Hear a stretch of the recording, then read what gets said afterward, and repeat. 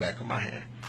Okay, from scraping up your brains off the street, putting them in a bag, taking you to the coroner. Once the coroner give me the call, I can come pick you up. I come pick you up, clean you up, call my man in to embalm you. I dress you up, put you in the casket, service.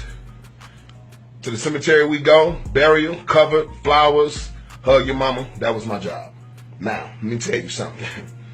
I was trained specifically to find out how much money you had to spend and to spend it all for you, because I collected a 30% commission. So, if you had $20,000 funeral policy, insurance policy, it was my job to try to get you to spend $20,000. Okay? So if they taught me to do this, then I'm thinking they taught everybody to do the shit.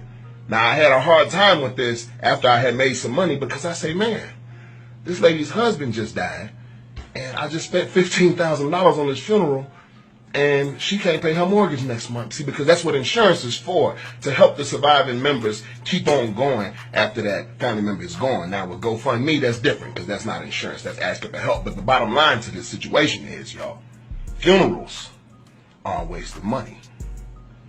Hear me and hear me well. There's no such thing as an airtight casket. I have put people in the ground.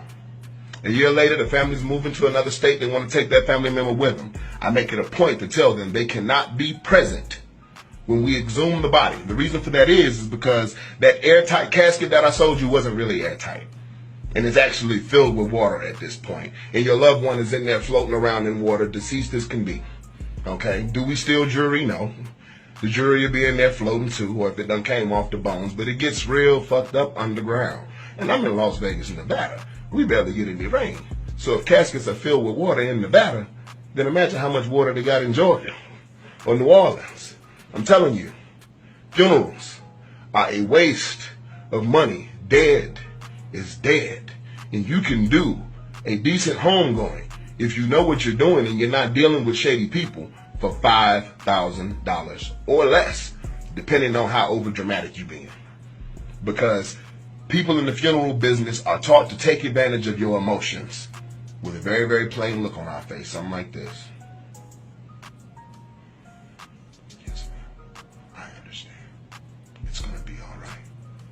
Is there going to be credit or cash?